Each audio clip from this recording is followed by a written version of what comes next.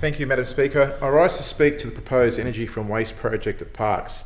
This proposal has ignited passionate discussion across the community, and understandably so. It is natural and right that the public seeks to understand the impacts, the benefits and the potential risks from any proposed energy from waste infrastructure.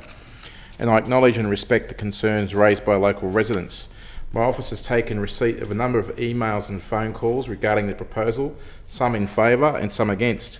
Transparency, rigorous assessment and ongoing community consultation are critical for any development, and as an elected representative I owe it to the communities I represent to get all the facts, listen carefully and make decisions which are supported by both science and social responsibility.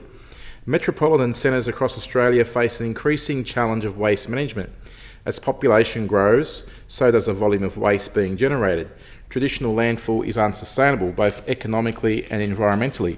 It consumes valuable land, generates emissions and leaches pollutants into soil and groundwater.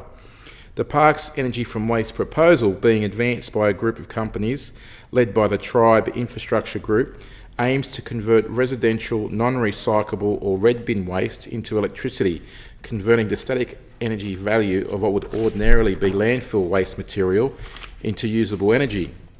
This waste management process is not a substitute for recycling.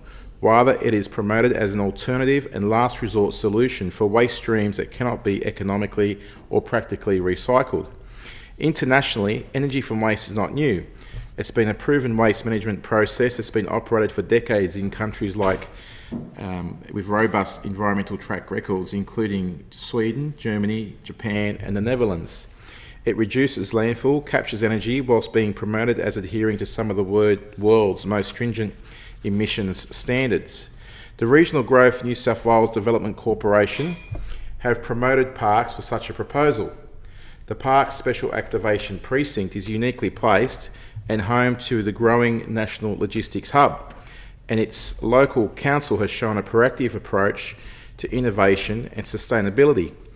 This project, if approved and constructed under best practice and operated with the most stringent emissions limitations, will reduce pressure on landfill while providing energy and steam and create skilled local jobs in both the construction and operation phases. But with opportunity must come assurances and accountability. Parkes residents have raised legitimate questions about air quality, emissions control and long-term safety, and these concerns must not be dismissed.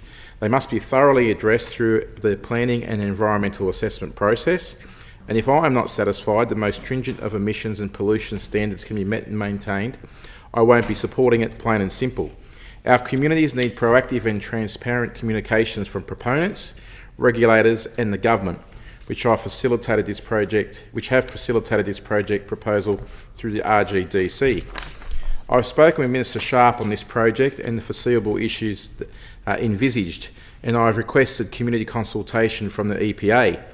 Parkes community must be fully informed about how the plant will work, what waste it will accept, how emissions will be managed, and what impact such emissions may have. There are also broader regional benefits that we cannot ignore. This proposal represents an estimated investment of $1.5 billion.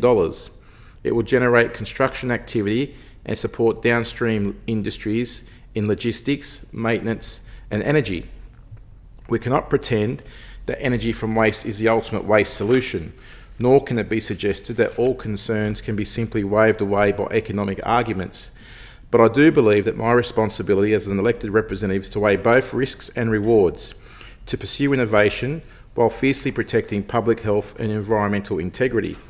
If done right, and I stress done right, this project can be a win for modern, responsible waste management and a significant investment into Parkes. This would likely spark ongoing investment through attracting other industries lured by cheaper energy available from the project. However, we need to ensure the project is subject to the highest scrutiny, that community voices are heard and respected, and that the process is transparent. And I must do my due diligence before arriving at a position of either supporting or rejecting this project. The engagement process has already begun. I've personally participated in the community consultation run by the proponent at Parkes, and I've met with concerned residents, and I continue to listen to them with a very open mind and plan on visiting an energy from waste facility in Western Australia later this year.